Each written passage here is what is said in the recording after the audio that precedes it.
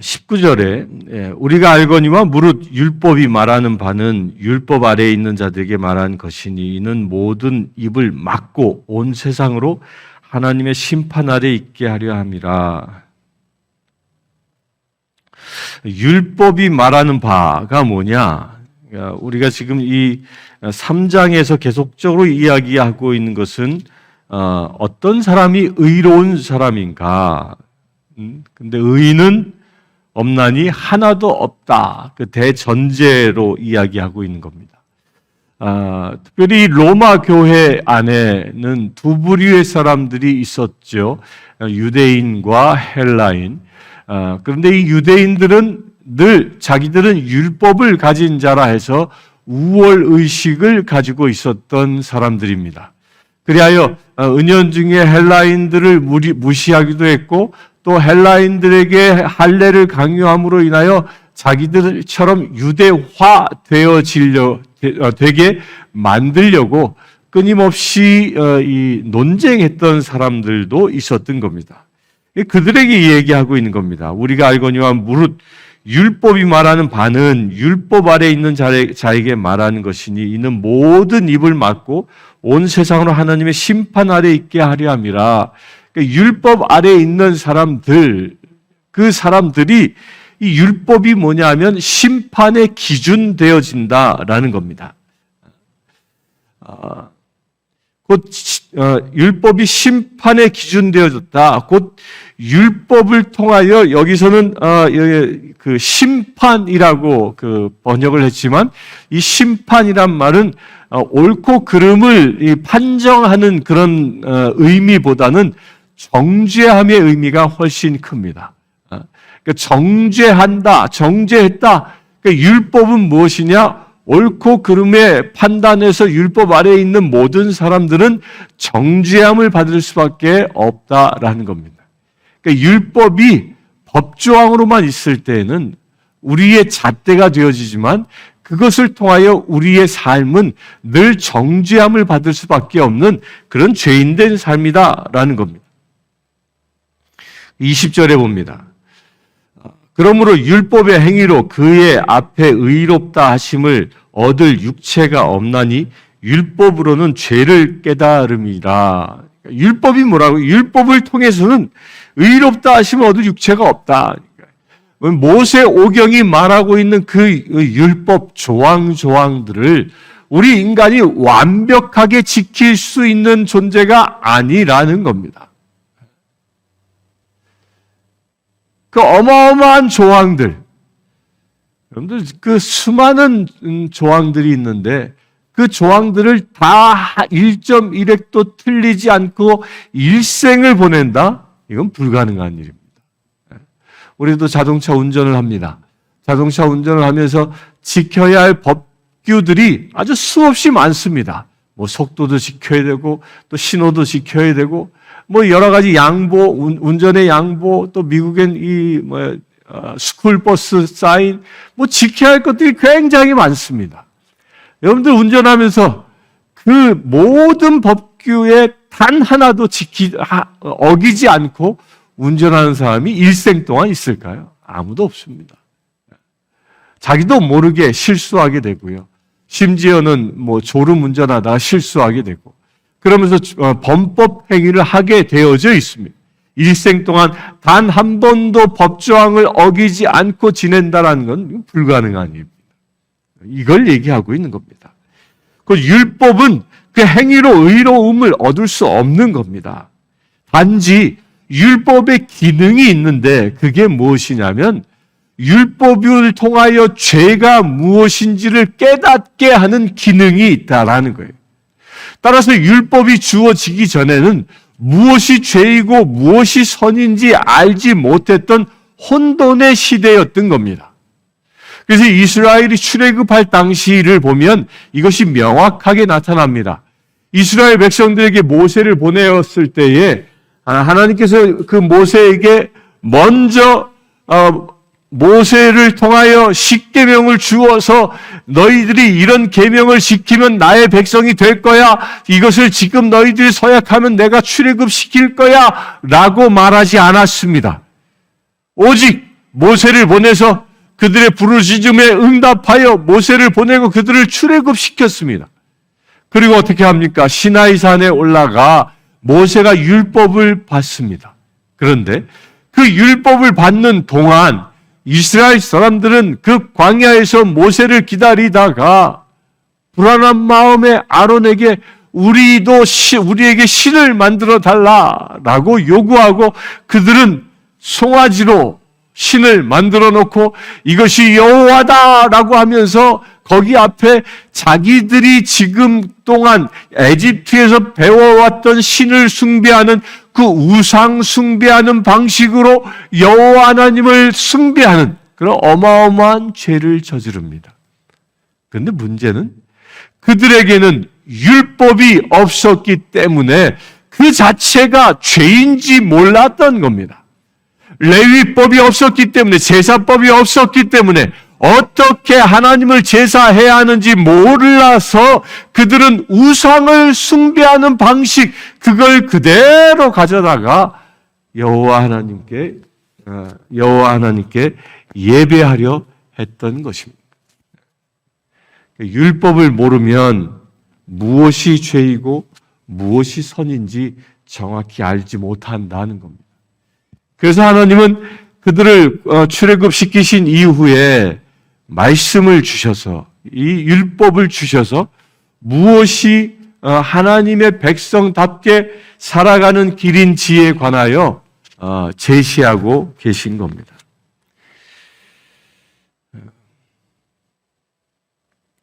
그래서 우리가 율법을 공부해야 할 이유가 거기에 있는 것입니다.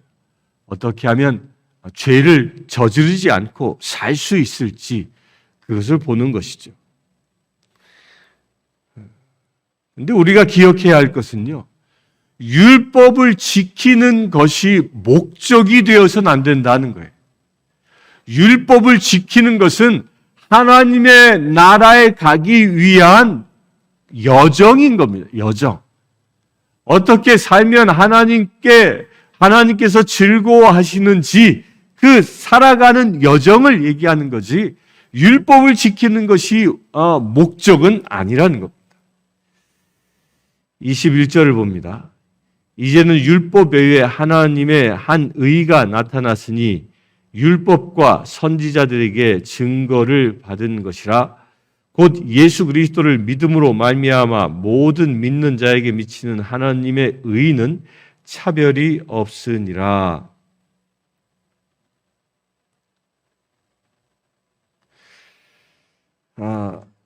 율법은 죄를 깨닫게 하는 것이기에 진정 구원을 얻을 수 있는 방법은 율법을 완벽하게 지킬 수 없어. 그 율법을 지키려고 하면 할수록 우리가 얻는 마음은 뭡니까? 패배감입니다. 역시 나는 죄인이구나. 나는 율법을 완벽하게 지킬 수 없구나. 나는 패배감에 빠질 수밖에 없는 것이 우리 인간인 겁니다. 그래서 하나님께서 무엇을 봅니까? 예수 그리스도를 통하여 믿음으로 말미암아 구원을 얻는 길을 열어 주십니다.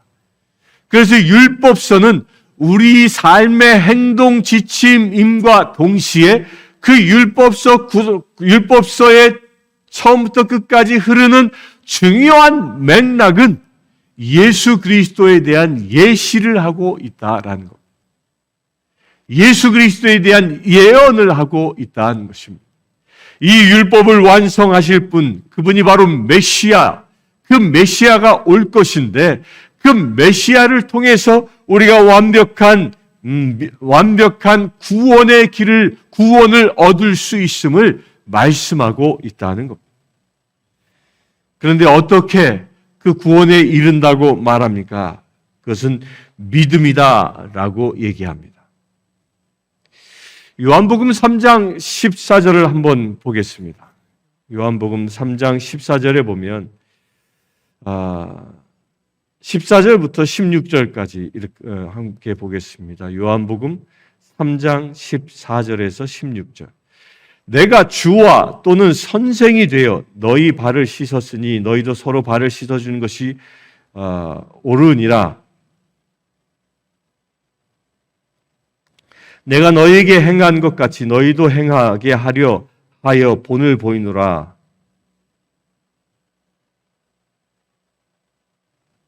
죄송합니다. 제가 3장을 찾는다는 게 13장을 찾았네. 오늘은 컴퓨터가 속을 새기기 시작하더니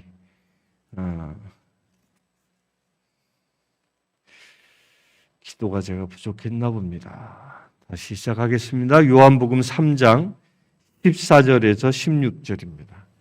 모세가 광야에서 뱀을 든 것 같이 인자도 들려야 하리니 이는 그를 믿는 자마다 영생을 얻게 하려 하심이라. 하나님이 세상을 이처럼 사랑하사 독생자를 주셨으니 이는 그를 믿는 자마다 멸망하지 않고 영생을 얻게 하려 하심이라. 우리 너무도 유명한 말씀이죠. 3장 16절. 하나님이 세상을 이처럼 사랑하사 독생자를 주셨으니 그를 믿는 자마다 멸망하지 않고 영생을 얻게 하려 하심이라. 그러니까 믿는 자마다 영생을 얻게 하려 하신다라고 말씀했는데 그 믿는 게 뭐냐는 거예요. 믿는 게. 그 믿음에 대하여 14절과 15절에 설명하고 있는 겁니다.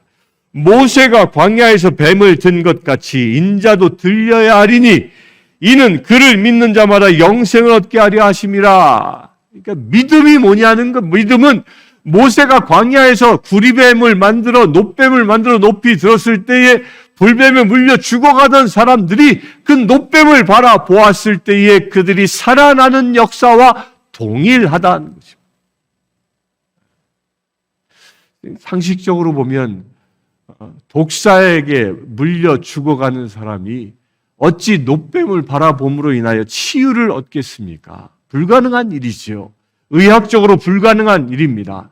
그런데 그 불가능하다라는 상식을 뛰어넘어 주님이 말씀하셨다라는 그 말씀 하나를 믿음으로 바라보는 자, 곧 주님의 말씀에 순종하여 그것이 생명이 있다라고 믿음으로 바라보는 자에게 구원이 이루어진다. 이게 믿음이라는 겁니다. 놋뱀을 바라보는 것처럼 우리가 십자가를 바라보고 예수 그리스도를 의지하는 그런 삶을 살아가는 것, 이것이 바로 믿음이라는 겁니다. 나의 상식을 뛰어넘어 오직 주님께만 의지하며 살아가는 자, 주님의 말씀을 붙잡고 살아가는 자, 또 성령의 인도함에 의하여 살아가는 자, 오직 주님을 바라보며 살아가는 삶을 보고 믿음이라 얘기합니다. 그렇게 예수 그리스도를 그리스도를 믿음으로 말미암아 모든 믿는 자에게 미친 하나님의 의는 차별이 없느니라. 그러니까 예수 그리스도를 믿음으로 인하여 유대인이나 헬라인이나 차별함 없이 구원에 이르게 되어진다는 겁니다. 율법 조항을 얼마만큼 완벽하게 지켰느냐가 아니라 지킬 수 없어 패배감 속에 절망하고 있는 우리들이 예수 그리스도만을 바라볼 때 차별함 없이 구원에 이르게 되어진다. 이게 복음의 진리입니다. 그래서 예수 그리스도의 복음은 모든 민족들에게 동등한 위상을 가지고 있는 겁니다. 유대인들에게만 준 이 고결한 것이 아니라, 독특한 것이 아니라 모든 민족들에게 주어진 아주 귀한 생명이라는 것입니다.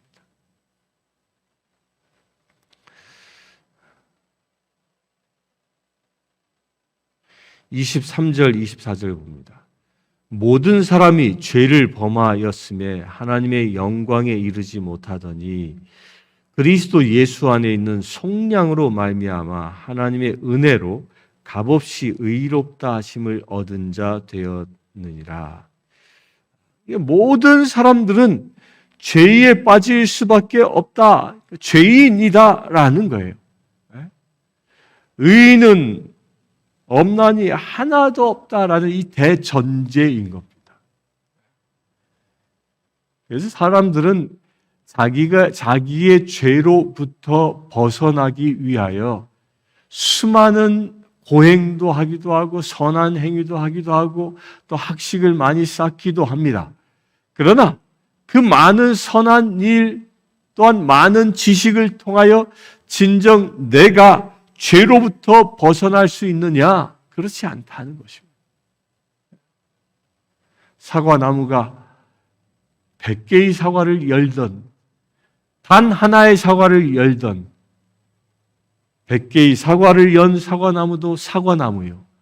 한 개의 사과 열매를 맺은 사과나무도 사과나무인 것처럼 우리 사람도 내가 수많은 죄를 저지르며 살아가든지 아니면 일생 노력해서 죄를 짓지 않다가 단 한 번 실수해서 죄를 지었든지 간에 죄인이라는 것은 그 본성은 변하지 않는다는 겁니다. 그렇게 모든 사람이 죄를 범하며 살아간다. 그 죄 때문에 어떤 결과를 얻게 되어지는 겁니까? 하나님의 영광에 이르지 못하는 저주에 빠지게 된다는 겁니다. 영광이란 말이 뭐죠? 영광, 아주 찬란한 빛을 이야기합니다. 이 영광이란 말은 태양의 빛과 다릅니다. 지금 이렇게 비치는 불빛들은 이 빛은, 이 광명은 앞에 빛이 있으면 뒤는 그림자가 있게 되어져 있습니다. 근데 이 영광이라는 이 말은요, 빛으로 가득 차져 있는 상태를 두고 얘기하는 것입니다. 그러니까 온 사방에서 빛이 가득 차 있어서 빛 그림자가 없는 그런 상태를 보고 영광이라고 얘기하는 겁니다. 그러니까 어둠이 없는 거예요. 제가 이렇게 빛 가운데 빛 앞에 놓여 있어서 내 앞은 어둠이 없지만 이 뒤편엔 그늘이 져 있는 것처럼 이것은 세상의 빛이지만 하나님의 영광은 그늘조차도 없는 완벽한 빛 가운데 머무르는 이런 상태를 이야기하는 겁니다. 우리가 죄인이기 때문에 그런 상태에 들어갈 수 없는 존재였다는 겁니다. 그런데 예수 그리스도께서 우리의 그 모든 죄를 속량으로 말미암아 하나님의 은혜로 값없이 의롭다 하심을 얻는 자가 되었다라는 겁니다. 구원은 오직 예수 그리스도를 통해서만 얻어진다라는 말씀인 겁니다. 행위로 얻는 게 아니라 오직 예수 그리스도로, 나의 노력으로 얻는 게 아니라 오직 예수 그리스도로. 그래서 우리가 예수를 붙잡는 것입니다. 우리가 구약의 말씀을 보아도 예수님이 보여야 하는 것이고, 우리가 또한 신약의 말씀을 봄으로 인해서도 예수님을 볼 수 있어야 하고, 또한 사도행전 29장을 써내려가고 있는 지금 여러분들의 삶 속에서도 예수님이 보일 수 있어야 합니다. 그렇게 예수님을 보고 예수님을 의지하고 그렇게 함으로 인하여 예수님 안에 머물 수 있게 되어지고, 그렇게 예수님 안에 머무를 수 있을 때 예수께로부터 속량함을 받는 은혜를 입는 것입니다. 오늘 하루 이 말씀을 가지고 도전받고 살았으면 좋겠습니다. 내가 오늘 하루 온전히 예수 안에 사는 것이 무엇인가? 예수님을 믿고 산다는 것이 무엇인가? 구리뱀을 놋뱀을 보는 자가 생명을 얻는다 했는데 내가 십자가를 바라보며 사는 삶이 무엇인가? 한번 스스로 살펴볼 수 있는 날 되길 바랍니다. 그래야 여러분들이 진정 여러분들의 십자가를 지고 너의 십자가를 지고 나를 따르라 하신 그 말씀이 무엇인지 깊게 묵상하여 주님의 길을 나아갈 수 있는 귀한 오늘 하루 되어지기를 주님의 이름으로 축원합니다. 이 시간 함께 기도할 때에 우리의 삶을 통하여 예수를 바라볼 수 있도록, 예수님이 보일 수 있도록, 사도 바울의 눈이 열려 예수님을 보게 한 것처럼 예수님을 볼 수 있는 우리의 눈이 열릴 수 있도록 나의 삶의 모든 현장에서 예수 그리스도와 동행하는 역사가 일어날 수 있도록, 그리하여 내가 죄 가운데 머무르지 아니하고 주님의 영광 가운데 머무를 수 있는 거룩한 삶이 되어질 수 있도록 이 시간 함께 기도합시다.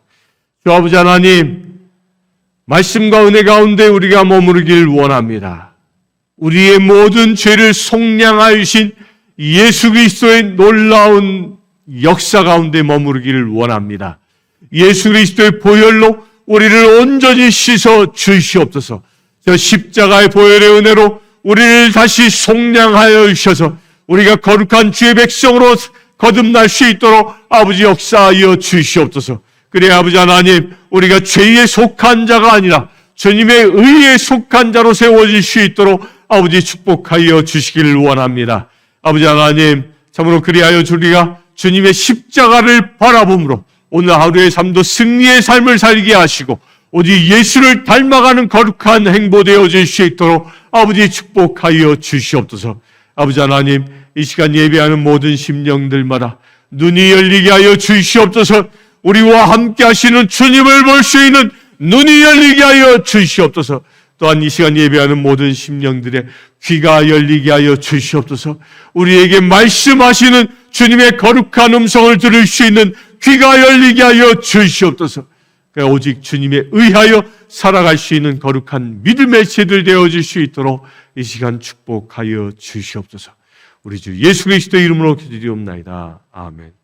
지금 우리 주 예수 그리스도의 은혜와 하나님의 크신 사랑과 성령님의 감화 감동 교통 치유하심이 이 시간 예배하는 주의 사랑하는 모든 지체들 위해 지금부터 영원토록 함께 하실지어다. 아멘. 아프리카 케냐의 마소교교의 고아원생 제임스는 남자아이입니다. 제임스는 중학교 1학년생 장래 비행사가 되는 것이 꿈입니다. 이 아이는 매달 학비와 점심 식사 비용으로 30불이 필요합니다. 이 아이의 후원자를 찾고 있습니다.